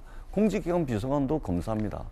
우리 사회가 다양성이 경쟁력이고 다양성 속에서 여러 가지 견제와 균형 이런 것들이 이루어지는데 검사 일색이다 보니까 저 정순신 검사 출신인데 누가 다 알지 않습니까? 대충 넘어가는 거죠. 말로 하면 넘어가고 그냥 써놓고 없으면은 그러는가 하고 넘어가는 것이죠. 그러니까 제대로 검증이 될 리가 만무한 것이죠. 이번 일을 기회로 저는 이 가해자인 정순신과 그 아들보다 피해자를 생각하면 정말 눈물이 나고 굉장히 이게 슬픈 일인데 피해자를 생각을 해서라도 우리가 두 번 다시 이런 일은 없어야 되겠다. 이런 이제 생각을 하게 됩니다. 예, 인사 검증과 관련해서 여권 내에서도 이런 지적이 나옵니다. 한 초선 의원, 검사들 시각에선 그게 죄는 안 된다고 생각했을 것이다. 검찰끼리끼리 인사 검증하다 빚은 참사다. 검사들이 많죠, 검사 출신이. 대통령실에서 몰랐다고 하지만 그걸 누가 믿겠냐. 영남의 한 초선 의원들도 이런 얘기를 했습니다. 당권에 도전한 천하람 후보 같은 경우도 이렇게 얘기했어요. 아빠 찬스 악몽, 대통령의 신임이 두터운 검사 출신이라고 해서 칼끝이 묻어졌던 건 아닌지 살펴봐야 한다. 여권 내에서도 다행히 이렇듯 쓴소리들이 쏟아지고 있습니다. 자, 이번에 저희가 준비한 다음 이야기입니다. 여권의 전당대회 소식 짚어보겠습니다. 김기현 후보가 스스로 수사를 의뢰했습니다. 사실이면 정계에 은퇴하겠다라고까지도 했습니다. 공천과 관련한 다양한 이야기도 나옵니다. 먼저 김기현 후보의 이야기 준비되어 있는데요. 들어보시죠. 억지로 문제 삼고 있는 울산 땅에 대한 철저한 수사를 오늘 의뢰하고자 합니다. 만약 직권을 남용했다거나 불법으로 1,800배의 시세 차익을 얻었다면 그 모든 책임을 지고 저는 정계를 떠날 것입니다. 수사 권한을 갖고 있는 것이 아마 국가수사본부니까 민주당과 우리 당내 인사 모두를 포함하고 저 김기현도 포함해서 수사를 해야 할 것입니다. 민주당에서 특검을 해야 된다는 지금 뭐든지 다 하라고 하십시오. 김기현 후보는 억울함을 표명했습니다. 당당하다라고 밝혔습니다. 안철수 후보는 어떤 입장일까요? 그대로 하시면 되겠죠. 처음 토론회 때 황교안 대표께서 그 문제를 거론해서 그 다음 연설회 때 제가 거기에 대해서 해명하라고 말씀드린 거죠. 정혁진 변호사님, 국가수사본부에 수사를 의뢰했는데 국수본 수사 대상이긴 합니까? 국수본은 뭐 다 수사할 수 있으니까. 근데 오히려 저는 국수본보다는 만약에 수사를 한다라고 하면 그 유명한 공수처에다가 좀 의뢰를 갖다가 했으면 어땠을까 하는 생각이 드는데, 근데 제가 봤을 때 저는 뭐 김기현 대표님 개인적으로는 잘 모르지만은 뭐 좋은 분이라고 말씀 많이 들었고 뭐 당대표 자격 충분히 있다라는 생각도 저는 하는데, 그런데 적어도 이 부분에 있어서만은 핀트를 잘못 맞힌 거 아닌가 하는 생각이 들어요. 이게 무슨 수사 대상이 되는 건가 그런 생각이 들고, 그다음 올해 토끼띠 아니겠습니까? 2마리 토끼를 한꺼번에 잡으려고 하면은 둘 다 놓치는 경우가 많이 있거든요. 김기표 김 후보가 당대표가 되시기 원하신다라고 하면 저는 제가 만약에 그 김 의원님이라고 하면은 그 울산 땅 그냥 처분할 것 같아요. 그냥 처분해가지고 얼마든지 이렇게 해가지고 거기서 자유롭게 하고 그 다음에 이제 떳떳하게 당대표 하는 게 낫지, 이 땅을 갖다 계속 갖고 있으면 계속 이게 문제가 되고 내년 총선에도 문제가 될 것 같은데, 더더군다나 이거 가지고 뭐 수사 의뢰하고 이렇게 하는 것은 저는 조금 이상하다라는 그런 생각이 들고, 더군다나 이제 뭐 의도하진 않았겠지만 국수본부장 지금 저 모양이 됐는데, 그런데 국수본에다가 이걸 의뢰하는 거는 저는 좀 마땅치 않다는 생각이 개인적으로 듭니다. 김연아 의원님은요? 그러게요. 하필이면 왜 국수본일까요? 예. 국수본부장 임명과 관련해서 논란이 많은데요. 근데 이제 한편 생각해 보면 이 논란이 잦아들지 않고 계속 꼬리에 꼬리를 물고 또 반복되는 공격이 있다 보니까 후보 입장에서는 어떻게든 종지부를 찍어야 되겠다 생각하신 것 같아요. 뭐 정혁진 변호사님 제안대로 팔겠다 이래도 되는데, 아마 제가 봤을 때 저 땅은 지금 내놔도 팔리지가 않을 겁니다. 그럼 또 이제 뭔가 매듭 짓는 모습을 보이지 않고, 그래서 좀 궁여지책으로 본인은 지금 수사 의뢰하는 것, 왜냐하면 본인이 본인을 고소할 수는 없잖아요. 그렇다고 상대방의 지금 후보 공격하는 후보들이 또 고소고발을 하지는 않고 있습니다. 계속 말로만 좀 명확하지 않은 근거를 대고 이렇게 공격을 하고 있는데, 그래서 할 수 있는 좀 궁여지책이 아닐까라는 생각이 들고, 모르겠습니다. 어떤 결론이 나올지 모르겠지만 하여튼 전당대회 내내 이 이슈는 계속 좀 잠잠해지지 않을 것 같다는 생각이 들고, 한편으로 생각해 보면 지금 여론조사에서 이런 부동산 논란에도 불구하고 김기현 후보가 굉장히 지금 약진을 하고 있습니다. 1등 후보를 향한 사실은 이제 2, 3등의 치밀한 공격이라고 보여지는데, 글쎄요, 하여튼 전당대회가 좀 끝나봐야 이 결론이 나지 않을까 생각합니다. 이 혐의에 대해서는 또 부동산 전문가시니까 어떻게 보세요? 예, 근데 저는 사실은 계속 말씀드리지만 땅 밑으로 터널이 지나가는데 그거를 자기가 일부러 자기 땅으로 옮겨서 권력을 남용했다. 사실은 말이 되지 않습니다. 그리고 1,800배라고 하는 그 지금 가치 산정도 굉장히 허위고요. 여기는 지금 가치 산정이 어렵고, 또 일부에서는 그렇게 토지 가격이 주변에 비해서 많이 오르지 않았다. 또 지금도 개발이 여의치 않아서 나무나 심고 나중에 뭐 과수원? 근데 요즘 과수원 잘 되나요? 그 정도일 거라고 생각이 되고, 김기현 후보 입장에서는 이거를 뭐 팔아도 큰 돈도 되지 않고, 실제로 판다고 내놓아도 거의 맹지에 가깝기 때문에 팔기도 어려워서 처분을 안 한 것으로 해서 생각이 됩니다. 예. 자, 그런가 하면 안철수 후보는 이 김기현 후보를 겨냥해서 공천 문제를 언급했습니다. 대통령 뜻만 따르는 사람이 대표가 됐을 때 향후 일어날 공천 학살을 막지 못할 거다. 다시 말해서 내가 돼야 공천 학살을 막을 수 있다. 이런 뜻으로 풀이됩니다. 함께 보시죠. 대통령실만 따르는 대표는 분열을 막을 수 없다. 라고 하면서 험지가 두려워 양지만 찾는 자들은 정권 교체에 공이 있는 분들의 자리를 뺏기 위해 공천 학살을 할 것이다. 라고, 이걸 막으려면 내가 대표가 돼야 된다라고 얘기를 했습니다. 김수영 교수님, 누굴까요? 안철수 후보가 얘기하는 험지가 두려워 양지만 찾는 자들이 공천 학살을 할 것이다.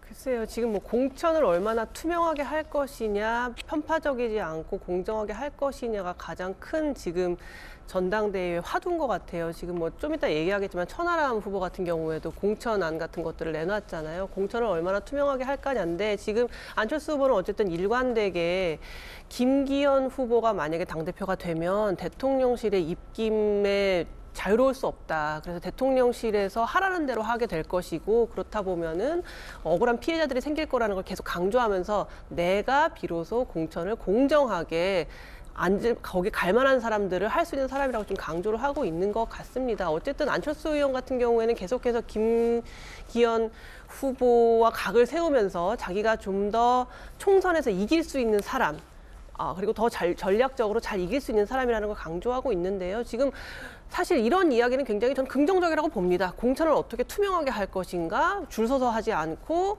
갈 만한 사람들을 적당한 곳에 꽂을 것인가에 대해서는 굉장히 건전한 이야기라고 생각이 드는데, 지금 뭐 김기현 의원의 울산 땅 투기 의혹 때문에 사실 이러한 좀 건전한 이야기들이 되게 막히고 있는 것 같다는 생각이 들어요. 그래서 좀 그런 뭐 땅 문제도 문제가 있다면은 뭐 수사를 통해서 밝혀낼 수도 있는 거겠지만 좀 더 건설적인 이야기들이 많이 나왔으면 좋겠다는 생각 듭니다. 근데 이제 안철수 후보가 김기현 후보를 비판한 건데, 글쎄요, 김기현 후보 입장에서는 굉장히 좀 강하게 반박할 것 같기도 하고, 왜냐하면 안철수 후보가 당대표를 몇 번 했었는데 그때 이루어졌던 총선을 보면 첫 선거 한 번을 제외하고는 제대로 된 공천이랄지 아니면 뭐 총선의 성과가 없었기 때문에 안철수 후보가 이렇게 자신 있게 할 얘기는 아닌 것 같다, 뭐 이런 비판도 나오더라고요. 사실 그렇기 때문에 안철수 후보에 대한 지지율이 그렇게까지 높이 나오지 않고 조금 하락하는 추세에 있다는 생각이 들어요. 한때는 김기현 후보랑 거의 대등하게 어떤 여론조사에는 더 높게 나오는 경우도 있었지만 지금 계속 하락하고 있는 이유는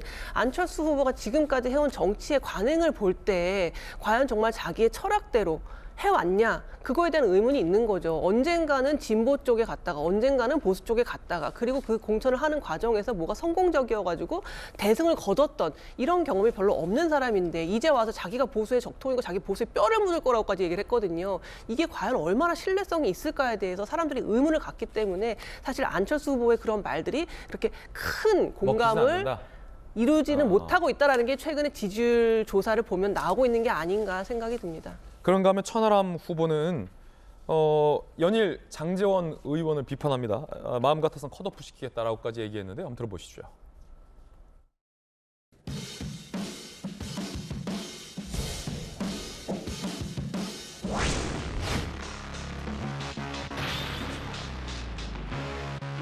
명단에 장제원 의원이 안 계신데 흔한 인정입니다.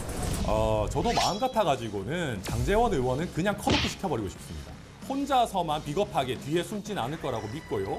또 나경원 전 의원을 핍박했던 사람이라면은 저는 오히려 적극적으로 동작을 유권자들, 수도권 유권자들에게 한번 심판을 받아봤으면 좋겠다. 천하람 후보가 공개했다는 명단 저는 안 봤는데 이게 뭡니까, 김연아 의원님? 보니까 이제 21대 총선에서 당에서 주요 당직을 맡았던 사람들, 또 원내에서 원내대표를 중심으로 이제 부대표, 그 이제 집행부죠. 집행부를 맡았던 사람들을 전부 열거하고서는 이제 이 사람들은 지금 일종의 양지에 있는 사람이다, 이렇게 매도를 했는데, 글쎄 그건 조금 더 나아간 게 아닌가 싶어요. 그 다음에 지금 장제원 의원 정작 이름은 안 올렸는데 뭐 그럼 당직을 안 맡아서라고 얘기하지만 또 그건 또 논란이 뭔가, 그리고 여기에 관계없이 그냥 당직이나 이런 걸 맡았던 사람들은 또 뭔가라는 생각이 들고, 저는 여기서 왜 동작을 얘기가 나오는지 잘 모르겠어요. 나경원 대표 그러면 공천 주지 않고 거기에 장제원 의원 꼽겠다는 건지, 굉장히 좀 부적절한, 굉장히 또 가벼운 언사라고 생각하고, 공천 시스템 잘 해야 합니다. 그리고 저도 공천 받아봤지만 그 공천 과정에서 많은 어려움, 또 불합리한 점들이 있는데, 저는 적어도 천하람 후보라면 공천 개혁 시스템과 관련해서 좀 더 참신한 얘기를 할 줄 알았습니다. 근데 조금 실망스럽습니다.